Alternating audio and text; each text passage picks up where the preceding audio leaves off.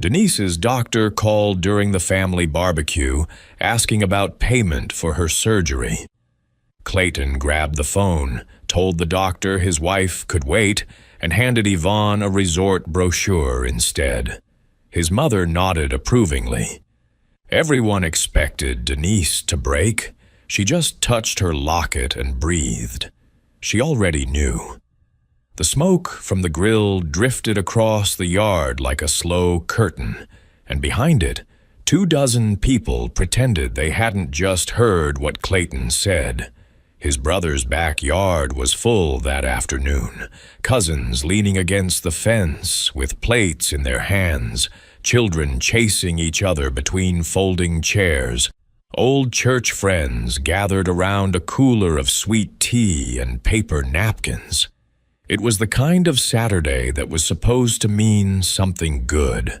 Burgers popping on the grill, laughter carrying over the fence into the neighbor's yard, somebody's speaker playing old Motown from a folding table near the porch. But the air had changed the second Clayton opened his mouth. Everybody felt it. Nobody moved. Clayton stood by the grill with one hand in his pocket, the other holding a spatula he wasn't using. The phone he'd just snatched from Denise was already tossed onto the plastic table beside him, like a piece of junk mail. He hadn't even lowered his voice when he told the doctor that his wife could wait, that the surgery wasn't urgent, that they'd figure it out later. He said it the way you cancel an appointment for an oil change, flat, unbothered, already thinking about something else. And then he turned to Yvonne. She was standing beside him in a yellow sundress, holding a plate she hadn't touched, smiling like a woman who was exactly where she wanted to be.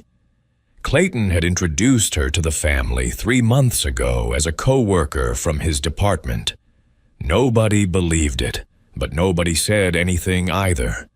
He handed her a glossy resort brochure, thick paper, full-color photos of turquoise water and white sand beaches, and his fingers lingered on hers when she took it. He said it loud enough for the whole yard to hear. "We deserve this." Estelle, Clayton's mother, sat in a cushioned lawn chair near the back door with her legs crossed and her sunglasses pushed up on her forehead. She wore a white linen top and gold earrings that swayed when she tilted her head. She didn't flinch. She didn't look at Denise. She nodded slowly, like a woman confirming something she had believed for a very long time. "That boy works hard," she said to no one in particular. "Let him live." The yard stayed frozen. Eyes slid sideways. Forks paused over plates of potato salad. A child screamed with laughter somewhere near the fence, and the sound felt like it belonged to a completely different afternoon. Everyone was watching Denise, waiting for the tears, the raised voice, the kind of scene that gives people something to talk about on the drive home. But Denise didn't give them that. She sat at the far end of the picnic table with her hands resting on her knees. She was thinner than she used to be, her collarbones sharper, the skin beneath her eyes darker than it should have been. The hospital discharge papers from her most recent visit were still folded inside her purse, tucked beneath the table, where no one could see them. Around her neck, resting just below the hollow of her throat, was a gold locket that caught the afternoon light every time she breathed. Her grandmother had given it to her on her wedding day. Inside it, behind a tiny oval photo and pressed against the glass, was a handwritten note she had memorized years ago. She touched the locket with 2 fingers, gently, the way you touch something sacred. She breathed in through her nose. She picked up her glass of lemonade and took a slow, unhurried sip. She didn't cry. She didn't stand. She didn't even look at Clayton. And that made the whole yard uncomfortable. because a woman who doesn't react when she should, that's a woman who already understands something the rest of the room doesn't. 7 years before that barbecue, Clayton and Denise met at a community church fundraiser on the south side of Chicago. He was 26 years old, wearing a borrowed blazer that was a little too wide in the shoulders, and a smile that made people trust him before he'd even spoken a full sentence. Denise was 24, working 2 jobs. One at a daycare center where she watched other people's children 5 days a week, and one doing bookkeeping for a small cleaning company on weeknights. She had come to the fundraiser because her best friend had begged her to get out of the apartment for one night. She almost didn't go. Clayton asked her to dance during the last song of the evening. She said no. He asked again, his hand extended, his head tilted slightly like a question mark. She laughed and said, "You don't give up easy, do you?" He said, "Not when it matters." That was the line that got her. Not because it was smooth, because his eyes meant it. They dated for a year. He was gentle back then, thoughtful in a way that didn't feel rehearsed. He brought her sunflowers once because she'd mentioned that roses felt like someone else's tradition. He walked her to her car after every date and didn't try to rush anything. He told her about growing up with Estelle, how his father had walked out when he was 11, how his mother had raised him and his younger brother in a 2-bedroom apartment on the west side, how she had made him believe he was destined for more than what the neighborhood expected. He said it with pride. Denise admired that. She didn't yet understand what something better meant in Estelle's vocabulary, or who it didn't include. They married at the courthouse on a Thursday afternoon. No honeymoon, no reception hall, no flower arrangements or rented chairs. Just a dress Denise found at a consignment shop for $40 and a pair of shoes she already owned. The night before the wedding, Denise's grandmother, a small, steady woman with hands that had worked every day of her 81 years, pressed the gold locket into Denise's palm and closed her fingers around it. "Know your worth before anyone tries to price you," she whispered. Denise wore the locket every day after that. She never took it off. Not once. The first 5 years of the marriage were lean but honest. Clayton had a mid-level job at a logistics company. The pay was modest but consistent. Denise kept working both her jobs and managed every dollar that came through the front door like a general managing supply lines. She built their emergency fund from nothing. She paid off Clayton's student loans, $12,000. In 3 years, writing the final check herself on a Wednesday afternoon and tucking the receipt into her leather-bound notebook. She made the down payment on their house. She kept a joint savings account and watched it climb, month after month, until it reached $42,000. Every deposit, every withdrawal, every balance, documented in her careful, even handwriting. That notebook was her record, her proof, her insurance against a future she hoped would never come. Around year 5, Clayton got promoted. New title. New corner office with a window. New energy. The kind that comes with money and mirrors and people telling you how important you are. And something shifted beneath the surface of the marriage like a crack spreading through a foundation nobody thought to check. He started dressing sharper. He stayed late 3, sometimes 4 nights a week. His phone was always face down on the kitchen counter. He came home smelling like a cologne Denise had never bought him, and when she asked about it, he said someone at the office had sprayed samples near the elevator. He said it casually. He said it the way liars do. with just enough detail to fill the silence. Estelle started visiting more frequently, not to see Denise, to sit with Clayton in the living room with the door half closed, speaking in low tones that stopped whenever Denise's footsteps came down the hallway. She started making comments. Small ones at first, the kind that could be laughed off if you didn't listen carefully. "She's too quiet," Estelle told Clayton one Sunday afternoon, not realizing Denise was standing just outside the kitchen doorway with a dish towel over her shoulder. "She doesn't carry herself like a wife should. You could have done better, baby." Clayton didn't say a word in Denise's defense, not one. And Denise, standing 3 feet away with her hand still on the towel, heard everything. She didn't confront him. She didn't cry. She walked back to the kitchen counter, pulled open the drawer, took out her leather notebook, and wrote down the date. Then she closed the drawer and started washing the dishes like nothing had happened. The signs kept multiplying. A second phone hidden in his gym bag. Credit card charges at restaurants Denise had never been to. A weekend trip, he said, was for a company training that didn't show up on the corporate calendar when Denise checked. New clothes in his closet she hadn't seen him buy. Perfume on his collar that wasn't hers. Sweet, heavy, unmistakable. She noticed every single thing. She cataloged it all. And she began doing something quiet, something no one in that house knew about. She opened a small personal savings account at a different bank, in her name only, and started moving small amounts from her paycheck into it every 2 weeks. Not enough for anyone to notice, just enough to build a floor beneath her feet that no one else could pull out.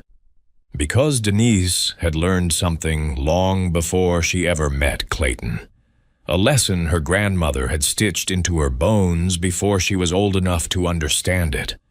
A woman who depends entirely on someone else's loyalty is a woman standing on a trap door, and the only way to survive the fall is to have already built your own ground. The night that changed everything came on a Tuesday in October. The house was quiet. Their son was staying with Denise's cousin for the week. Clayton was asleep upstairs, his breathing heavy, and even through the bedroom door. Denise was sitting in the living room with her reading glasses on, trying to pull up their son's school enrollment form on Clayton's laptop. She hadn't planned to find anything. She was looking for a browser tab with the school district's website. But Clayton's email was open, and the subject line, sitting right at the top of his inbox, bold and unread, said, "Booking confirmation, Paradise Island Resort, St. Lucia." Denise's fingers hovered over the trackpad. Her pulse didn't race. It slowed. She could hear the clock in the hallway. She could hear the refrigerator humming in the kitchen. She clicked. 2 first-class plane tickets, departing Chicago. O'Hare in 6 weeks. A 5-star beachfront resort reservation for 7 nights. A couple's spa package with daily treatments. A sunset yacht cruise add-on with champagne and private dining. The booking was made under the names Clayton Mitchell and Yvonne Carter. The total charge, $14,200. Pulled directly from the joint savings account. Denise opened the banking app on her phone. She already knew what she'd find, but she needed to see the number with her own eyes. The joint savings account, the one she had built from scratch, dollar by dollar, deposit by deposit over the course of 7 years, showed a balance of $6,300, down from $42,000. 8 months of unauthorized withdrawals. 8 months of money disappearing while Clayton sat across from her at dinner and told her they were doing fine. 8 months of silence from a man who knew exactly what he was taking and exactly who he was taking it from. Her surgery, the procedure her doctor had been urging her not to delay, the one that would cost $11,000 out of pocket after insurance covered its share, was no longer possible with what was left in that account. The money Denise had saved to keep herself healthy had been spent on a resort she would never see, with a woman she was never supposed to know about. She scrolled down. Below the booking confirmation was an email thread between Clayton and Estelle, a chain of messages stretching back weeks.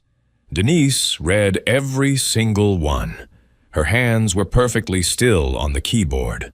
One message from Estelle read, "That girl has fire. Denise never had that." Another, "Use the savings. Denise doesn't need surgery that bad. She's being dramatic." A third, "Take that girl somewhere nice. You only live once, baby." Clayton had responded with a laughing emoji and a thumbs up. That was it. That was the weight he gave to his wife's life. An emoji and a thumbs up. Denise sat with the laptop open across her thighs for a very long time. The hallway light threw a thin gold stripe across the living room floor. Somewhere outside, a car passed and its headlights swept across the curtains like a slow searchlight. Her locket rested against her chest, rising and falling with each measured breath. Estelle had known. Estelle had encouraged it. Estelle had told her own son to spend his wife's savings, the money meant for a surgery, on a vacation with another woman. And Clayton had listened. Not because Estelle made him, because he wanted to. Denise closed the laptop gently. She placed it back on the coffee table in the exact position she had found it. Screen angled slightly to the left, charger cord draped over the armrest. She turned off the lamp.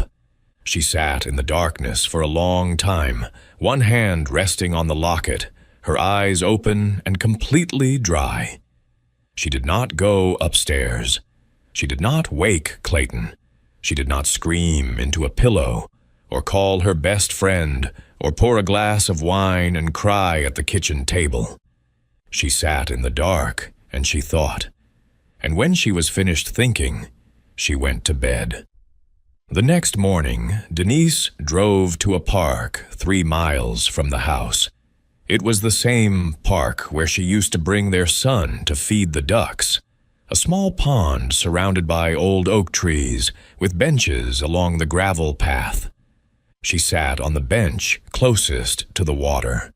The morning was cool, and the pond was still, and the ducks floated in slow, meaningless circles near the far bank. She took out her phone and made 3 calls. She spoke calmly during each one. She did not raise her voice. She did not cry. Each conversation lasted less than 5 minutes. When she was done, she put the phone back in her purse, watched the water for a few quiet minutes, and drove home. She walked through the front door, hung her jacket on the hook, and started making breakfast. Nobody in that house, not Clayton, not Estelle, not Yvonne, had any idea what had just been set in motion. And by the time they found out, it would already be too late. Over the next 3 weeks, Denise moved through her life like water around stone, quiet, patient, and reshaping everything without making a single sound. On a Monday morning, while Clayton was at work and the house was empty, Denise put on a simple blouse and her good black shoes and drove to the office of a divorce attorney named Patricia Wells. She carried a manila folder thick enough to fill a briefcase. Inside it, her leather notebook with 7 years of financial records. Bank statements showing every withdrawal Clayton had made from the joint account. Printed screenshots of the email thread between Clayton and Estelle. the resort booking confirmation, a timeline she had written herself, organized by date, detailing every suspicious absence, every unexplained charge, every lie she had recorded and kept to herself. Patricia looked at the folder for 10 minutes without speaking. Then she looked up at Denise and said, "You've been preparing for this longer than you realize." Denise nodded once. "I just didn't want to believe I needed to." Patricia laid out Denise's options clearly. The joint savings account was marital property. The unauthorized withdrawals were documented. The surgery denial would carry significant weight in proceedings. The evidence of Estelle's involvement wouldn't change the legal outcome, but it would change the personal landscape. And Denise knew that better than any lawyer ever could. She went to the bank the next day. She separated her finances entirely, redirecting her paycheck deposits into her personal account. She didn't withdraw anything from the joint account. She didn't need to. The record of what Clayton had done was already written in ink that wouldn't fade. Then she did something that required the kind of patience most people don't possess. She called the resort in St. Lucia directly. She introduced herself as Clayton's office assistant, confirming details for his upcoming trip. The front desk agent was friendly and thorough. She confirmed the dates, the room category, the spa add-ons, and one detail Denise hadn't known. Clayton had upgraded to the honeymoon suite. Denise thanked the woman politely and hung up. She wrote the word honeymoon in her notebook and underlined it once. Next, she called Aunt Francine, Clayton's aunt, the woman who had actually raised him after his father left and Estelle had worked double shifts. Francine was the person whose opinion Clayton feared most. Not Estelle. Francine. Denise told Francine everything, not with anger, not with tears, but with the flat clarity of a woman reading aloud from a ledger. The numbers, the names, the messages. Francine was silent for a long time. Then she said, "What do you need me to do?" Denise said, "I need you to come to dinner." The dinner was the centerpiece of everything. Denise brought the idea to Clayton one evening while he was watching the game in the living room. "I've been thinking," she said softly. "You got that recognition at work last month. Why don't we do a nice dinner with your family? Celebrate what you've built." Clayton looked at her with the surprised delight of a man who didn't expect a gift he hadn't earned. He loved the idea. He loved anything that put him at the center of a room. "That's a beautiful idea, baby," he said. He agreed immediately. Estelle agreed too. She even offered to help Denise pick the restaurant, a gesture so hollow and performative it almost made Denise laugh. Denise smiled and said, "I've already got it handled." She booked a private dining room at an upscale restaurant called Marigold. Dark wood paneling, amber lighting, white tablecloths, a room that felt significant without trying. She built the guest list carefully, the way an architect plans weight distribution. Clayton's brother, his boss, Gerald, Aunt Francine, 2 family friends who had known them since the wedding, and of course, Estelle. She designed the seating chart like a stage director blocking a final scene. Francine directly across from Clayton. Estelle to his right. Denise at the head of the table. While she prepared, Clayton became more reckless by the day. He took calls from Yvonne with the kitchen door wide open. He bought her a gold bracelet on the joint credit card and left the receipt crumpled on the bedroom dresser. He started whistling in the mornings. He came home later and explained less. One afternoon, Estelle stopped by the house. She sat across from Denise at the kitchen table with a glass of water and a smile that looked like a closed door. "You look tired, sweetheart," she said. "Maybe you need a vacation." Denise looked at her mother-in-law and said warmly, "Maybe I do." She meant it in a way Estelle would not understand for another 12 days. That evening, Clayton called Estelle from the bedroom. Denise heard him through the wall. He said, laughing, "She doesn't suspect a thing." And Denise, standing on the other side of that wall with her hand resting flat against the plaster, closed her eyes and thought about the dinner that was now 13 days away. The evening of the dinner arrived, the way a held breath arrives at its limit, full, tight, trembling at the edge. Marigold's private dining room had dark wood paneling that absorbed the low amber light from iron sconces along the walls. A long rectangular table ran down the center of the room, set for 9, with white cloth napkins folded into sharp triangles beside heavy silverware. Candles marched down the center of the table in a straight line, their flames barely moving in the still air. The room smelled of warm bread and rosemary and something older, the faint, formal scent of consequence. Guests arrived between 6:30 and 7. Clayton's brother came first, quiet and polite, taking his seat near the middle. The 2 family friends arrived next, a couple who had attended the wedding and still sent Christmas cards every year. Gerald, Clayton's boss, entered with a firm handshake and the careful posture of a man who treated every room like a boardroom. Estelle arrived in a navy blue dress and pearl earrings, her chin lifted, her smile wide and practiced. She greeted everyone like she was hosting. Clayton came in last before Denise. He wore his best charcoal suit, a silver watch he'd bought himself 3 months ago, and the expression of a man who believed every mirror in the room was angled toward him. He shook hands. He laughed. He pulled out Estelle's chair for her. He looked like a man receiving a Lifetime Achievement Award. Aunt Francine arrived alone. She wore a simple, dark green dress and no jewelry. She hugged Clayton when he came to greet her, but her arms didn't hold him the way they usually did. She sat in her assigned seat directly across from him and placed her napkin in her lap without a word. Clayton didn't notice the difference. He was too busy being seen. Denise walked in last. She wore a simple black dress with no embellishments. Her hair was pulled back.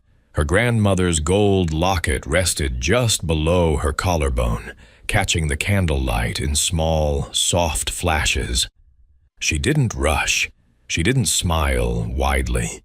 She moved through the room with the kind of calm that made people pause mid-sentence and turn their heads. She greeted every guest personally. A warm word, a touch on the shoulder, a steady gaze. She placed her hand briefly on Estelle's arm as she passed.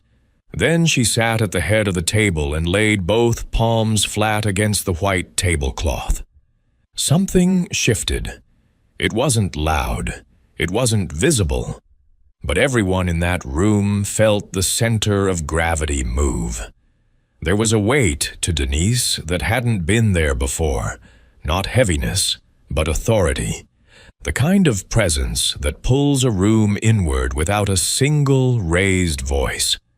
Clayton noticed it. His smile faded for just a moment. He looked at Denise with something he hadn't felt in months, uncertainty. During the appetizer course, Denise guided the conversation gently.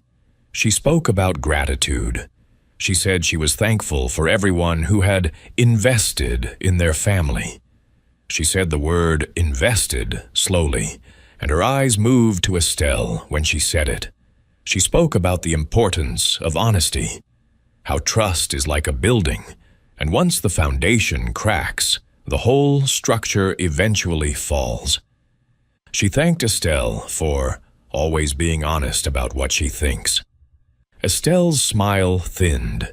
She reached for her water glass and drank without tasting it. Clayton loosened his tie. He laughed at a joke no one had made. He kept glancing at Denise, the way you check a rearview mirror when you hear a siren, not sure if it's coming for you, but unable to stop looking. The main course arrived, plates of seared salmon and roasted vegetables, placed quietly by waiters who moved like shadows. The table settled into polite conversation. Work, weather, the children.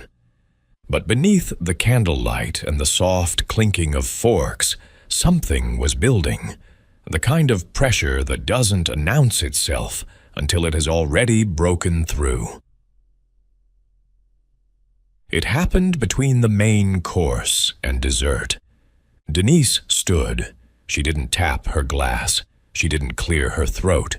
She simply rose from her chair with both hands resting on the edge of the table, and the room went quiet, the way rooms go quiet when something true is about to be spoken. "I want to thank everyone for being here tonight," she said. Her voice was steady and warm, the way sunlight is warm, present without force. "This dinner means more to me than you know. And before the evening goes any further, I want to share something with each of you." She reached into her purse and pulled out a small stack of ivory envelopes. Each one had a guest's name written on the front in careful, unhurried handwriting. She walked around the table slowly, placing an envelope in front of each person. Clayton's brother, Gerald, the two family friends, Aunt Francine, Estelle. She placed the last one in front of Clayton. Then she returned to her seat and sat down. "Go ahead," she said softly. "Open them." The room obeyed in silence. 9 hands tore open envelopes at the same time. Inside each one was a single printed page. At the top, a summary of the joint savings account. $42,000 reduced to $6,300 over the course of 8 months. Below that, the booking confirmation for Paradise Island Resort in St. Lucia, 2 first-class tickets, a honeymoon suite, a couple's spa package, a sunset yacht cruise, booked under the names Clayton Mitchell and Yvonne Carter. And at the bottom of the page, centered and printed in clear black ink, a single screenshot of a text message from Estelle to Clayton. "Use the savings. Denise doesn't need surgery that bad. She's being dramatic." For a long, terrible moment, the only sound in the room was the soft ticking of a clock mounted on the wall near the door. Clayton's brother read the page twice. He turned it over as if hoping the back would explain something the front didn't. Then he looked up at Clayton, and his face carried an expression that wasn't anger. It was something deeper. It was recognition. The kind that comes when you finally see someone clearly and realize you've been looking at a stranger all along. Gerald, Clayton's boss, set his page down on the table with a gentleness that felt like a verdict. He folded his hands in his lap and stared at the tablecloth. The two family friends exchanged a glance that held an entire conversation. Shock, sadness, confirmation of something they had suspected but never said aloud. Aunt Francine did not read the page. She already knew what was on it. She folded her hands on the table and looked directly at Clayton, and her eyes were wet and hard at the same time. The eyes of a woman who had poured her life into raising a boy, and was now watching the man. He became fail every lesson she ever taught him. Estelle's face drained in stages.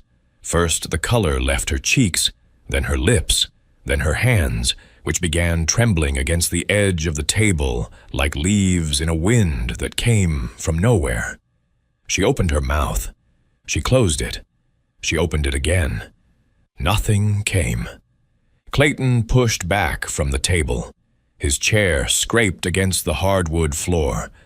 The loudest sound the room had heard in a full minute. His jaw tightened. His eyes darted between the page and Denise.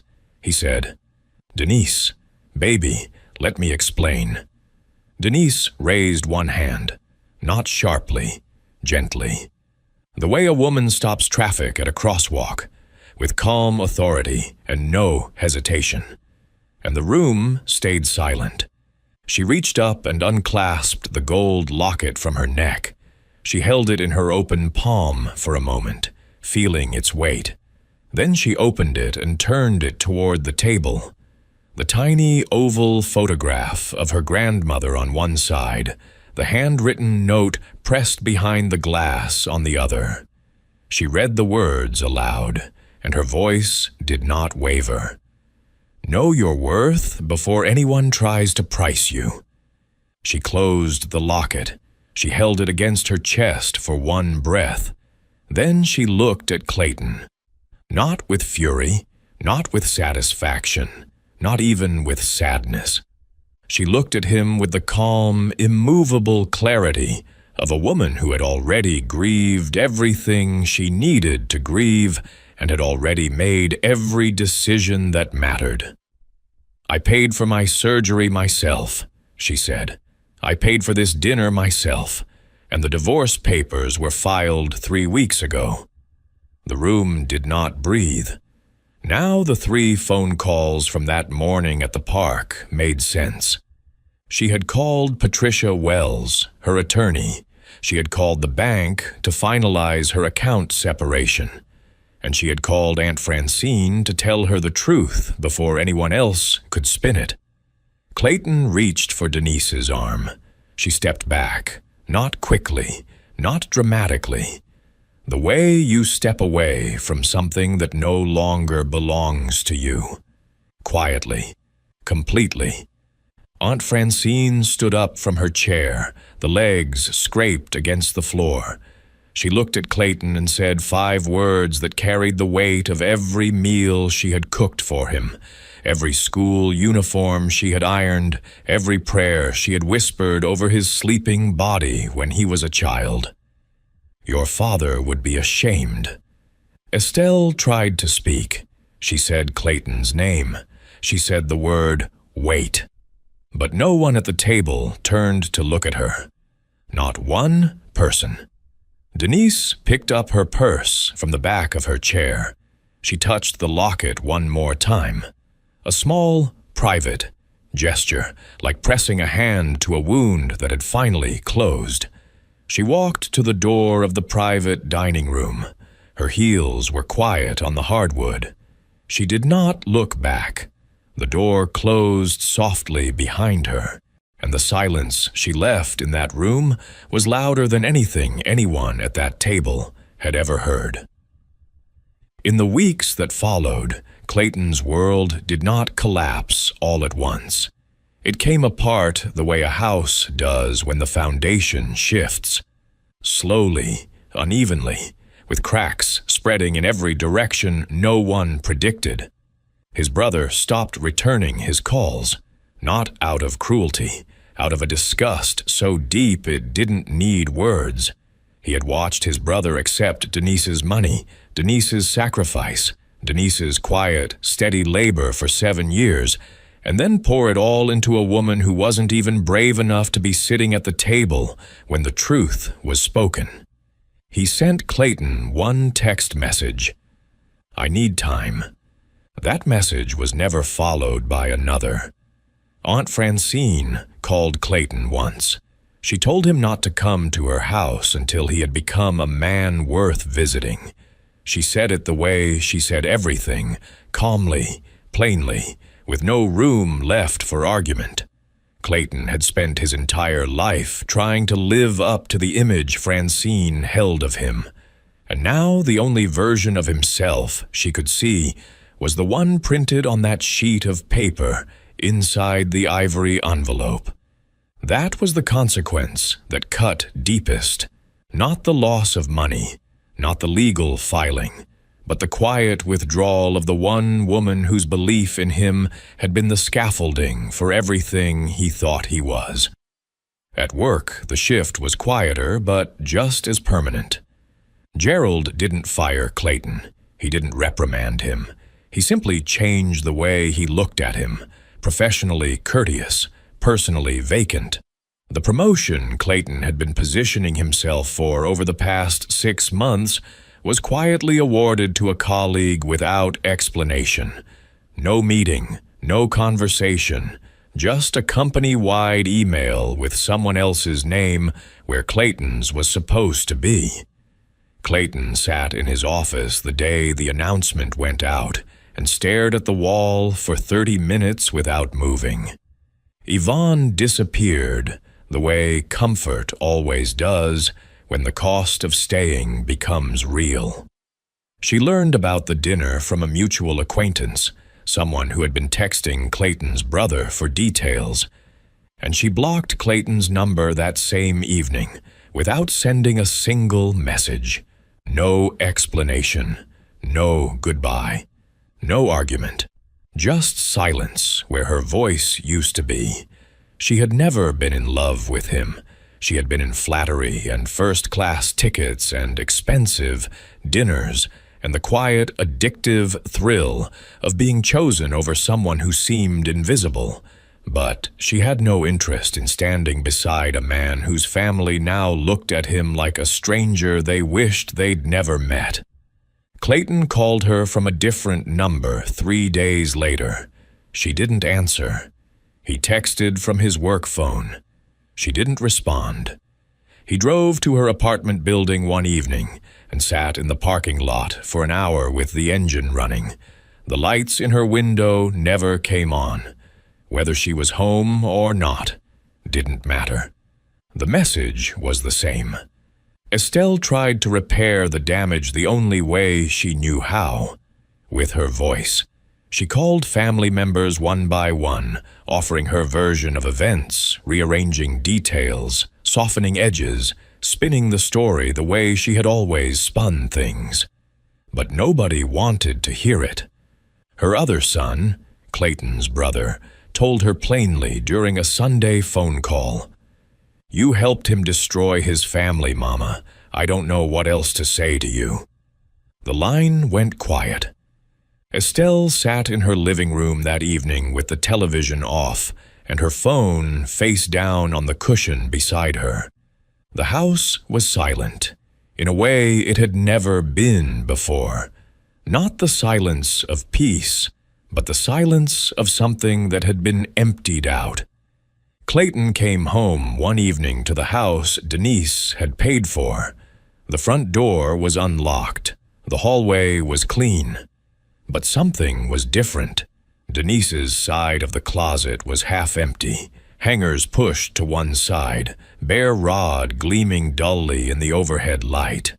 Her grandmother's rocking chair was gone from the bedroom corner, leaving 4 small dents in the carpet. The leather-bound notebook was gone from the dresser drawer. The locket was gone. The flowers she always kept on the kitchen counter, small, simple arrangements she bought herself every Monday, were absent. The house was still standing. The walls were the same color. The furniture sat in the same positions. But everything that had made it a home, every trace of the woman who had built it, funded it, held it together with patience and precision for 7 years, had walked out the front door with her. Clayton stood in the hallway between the bedroom and the kitchen. The house was so quiet he could hear the clock on the mantel. And standing there, in the space between what he had and what he had lost, he understood something for the first time. Denise had never been the quiet one. She had been the foundation, and he had taken a hammer to it with his own hands. 6 months later, on a Saturday morning in April, Denise stood in the kitchen of her own apartment on the east side of the city. It was small. 1 bedroom, a narrow galley kitchen with a window above the sink, a living room that opened onto a courtyard where someone had planted marigolds along the brick walkway. She had found the apartment herself. She had signed the lease herself. She had carried her grandmother's rocking chair up 2 flights of stairs with the help of a neighbor she had only met that morning, a woman named Ruth who saw her struggling and came outside in her slippers to help without being asked. The surgery had been successful. She was stronger now, not just physically, but in the way she held herself when she walked into a room, in the way she made decisions without waiting for permission, in the way she looked people in the eye when she spoke and didn't apologize for taking up space. The locket hung from a small brass hook beside the mirror near the front door. She passed it every morning on her way out. She didn't always touch it anymore. She didn't need to. The words were inside her now, stitched into the way she moved through the world.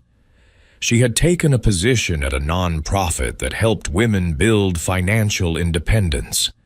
3 mornings a week, she sat across a desk from women who reminded her of who she used to be. Women who had saved carefully and loved generously and trusted completely, and woken up one morning to discover that the ground beneath their feet had been sold out from under them while they slept. She taught them how to read a bank statement with honest eyes, how to build a budget that left room for the unexpected, how to open an account that belonged only to them, how to recognize the difference between a partner who shares the weight and a partner who shifts it all onto your shoulders while smiling at someone else. She was patient with them the way her grandmother had been patient with her, firm and warm at the same time, never rushing, always making space for the questions they were afraid to ask out loud. She was not bitter. She didn't carry Clayton's name around like a weight. She had passed through something that should have burned her to ash, and she had come out the other side whole.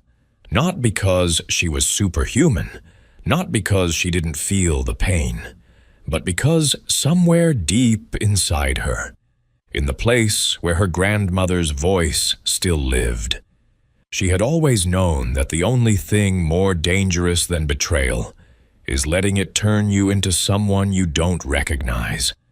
When people asked about Clayton, she said simply, "He made his choices. I made mine." And that was enough. It was always enough. On that Saturday morning, Denise poured herself a cup of coffee in the small blue mug she'd bought at a thrift store 2 weeks after moving in. She carried it to the rocking chair by the window and sat down slowly. The sunlight came through the glass in a wide, warm stripe that fell across her lap like a blanket made of light. A book rested on the armrest.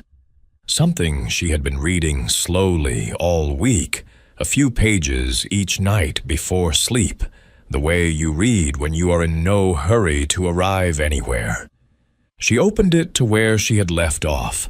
The locket caught the morning light from across the room, swinging gently on its hook beside the mirror.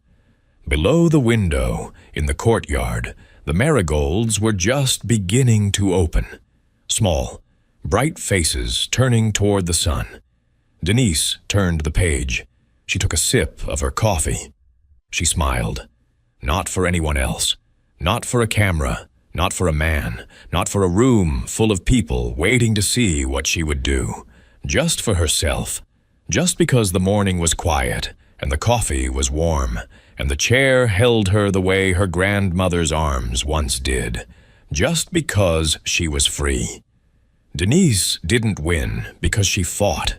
She won because she knew who she was before anyone tried to tell her different. And in the end, that's the only kind of victory that doesn't cost you your soul.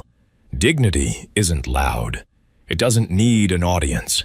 It just needs one woman who refuses to let someone else decide what she's worth. If this story reminded you of someone who needs to hear it, share it. And if you want more stories like this, stay close. We're just getting started.